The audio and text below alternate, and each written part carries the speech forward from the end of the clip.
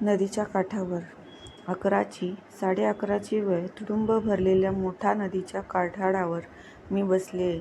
जवळ अगदी नदीला खेटूनच म्हणा हाताला पाण्याचा प्रवाह जसा स्पर्श होईल इतक्या समीप बसलेय मी. 3 तास उलटून गेले असतील. साधारण 8 वाजता मी आले. काही वेळ निवांत लेखन करून नेहमीप्रमाणे परतण्याच्या विचारात होते का कुणास ठाऊक. पावले वळेच ना घराकडे. नदीच्या प्रचंड प्रवाहाने मला रोखले होते का? एरवी तासभरात परतणारे मी 3 तास उलटूनही इथेच नदीकिनारी बसून आहे.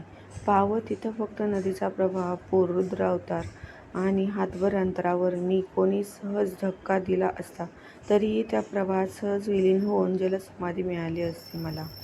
मगापासून कित्येक लोक पूर पाहायला आले नि गेले. अजूनही होतेच होते.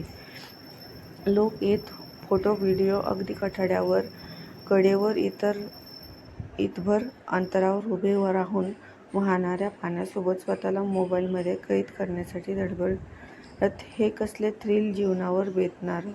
माझ्या अगदी बाजूलाच कोणत्या तरी न्यूज चॅनलच्या 2 मुलांनी सेट उभारला. एक कॅमेरा स्टँड व त्यावर फिट केलेला मोबाईल, कानात कॉर्डपिन व हातात मायक्रो माईक असलेली एक सडपातळ भावी शितली वार्ताहर मुलगी नदीचे व्हिडिओ व फोटो टिपत. मध्ये पाणी पाहायला जमलेल्या गर्दीत तिला काही जणांनी संवाद साधत होती. मध्येच कॉलेजच्या मुलामुलींचे 2-4 खुळके मला अगदी घासून गेले. समोरच्या कठाड्यावर उभी राहून दंग मस्ती. त्यातल्यात एकीने एकतर बाजूला खटून उभ्या असलेल्या आपल्या मित्राला दंडाला धरून ढकलून का असे 2-3दा म्हणता गदागदा हलवले. माझा आपला काळजाचा ठोका चुकल्यागत झाले. ते सारे मात्र फिदीत हसत उभे कठाड्यावर एका लाईनीत अगदी कडेवर 5-10 मिनिटे एकमेकांवर पाणी उडवत. पाण्यात दगड ढवळून का असे पावसातील प्रश्न मला अगदी चैन पडेना. चेष्टा मस्करीत खरंच एखाद्याचा तोल गेला तर आता बोलायलाच हवे. माझे मोबाईलमधले सुरू असलेले काम सोडून तडकन वर मान केली व त्या घोळक्यातील मुलांकडे पाहून बोलले, काय रे, घरी आई वाट पाहत असेल ना रे? आहे ना आई, वडील, बहीण घरात? हो. मग पोहता येतं का? नाही. तो जसा वरमला. बाजूच्या मुलीही दगड मारायचे सोडून बुजून माझ्याकडे पाहू लागल्या होत्या. आहे की. मग मागापासून ती तुला पाण्यात ढकलायची चेष्टा करतेय. तुम्ही लोक इतक्या कडेवर उभे आहात, तुम्हाला कळतंय का? एका सेकंदात खेळ खल्लास होईल तुमचा. मी आत्ताच्या तरुणाईला समजेल अशा त्याच भाषेत उत्तर दिले. एक जण कड्यावरून खाली उतरले. सॉरी काकू, आम्हाला कोणालाही पोहता येत नाही असे म्हणून आले तसे निघून गेले. 15 मिनिटे गेले असतील. आणखी 8-10 जणांचा ग्रुप आला. एकमेकांच्या आईचा उद्धार करीतच. नशिबी पोरं नव्हत्या त्यांच्यात. तेही एकमेकांवर पाणी उडवत, पाण्यात ढकलून देण्याची भाषा करीत. माझ्यापासून काही हात अंतरावरच बसले. कसले उनाडक्या व मग्रूर, उद्धटपणे आपापसात बोलत.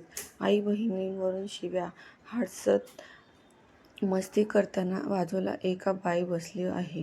तिच्या कामात व्यस्त आहे आणि भोवताली आणखी काही मुलं, मुली व महिला ज्या पाणी पाहायला आल्या आहेत याचेही त्यांना भान नसावे. आणि याची वय तरी किती? 16 ते 20च्या आतले.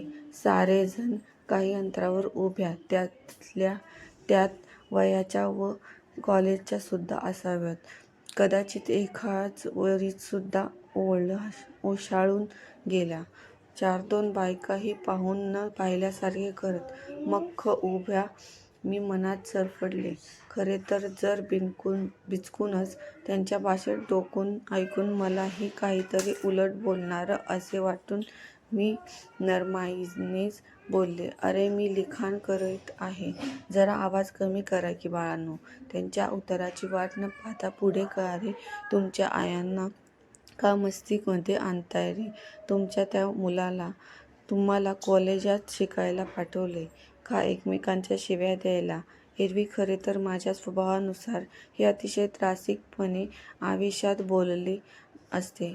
मी मात्र मनावर ताबा ठेवून शांतपणे नेमके बोलले, नाही काकू, जातो आम्ही. म्हणून माझ्यापासून दूर जाऊन पुन्हा मस्ती करू लागले. आता शिव्या बंद झाल्या होत्या, मात्र मस्तीचा आवेश तोच. दरम्यान बरेचसे दुचाकीस्वार लहान मुलांना घेऊन पालक व कॉलेजमधील बरेच मुलं-मुली, काही कपल्स यांनी नदीकडच्या रस्त्यावर गर्दी केली होती. लेखनावरच लक्ष हटल्याने मला कडकडून भूक लागल्याचे जाणवले. तोवर 12:15 झाले होते. उठून घरच्या वाटेवर चालू लागले असताना त्या पोरांच्या टोळक्यांकडे नजर टाकली. पोरं आपल्या मस्तीत दंग होती.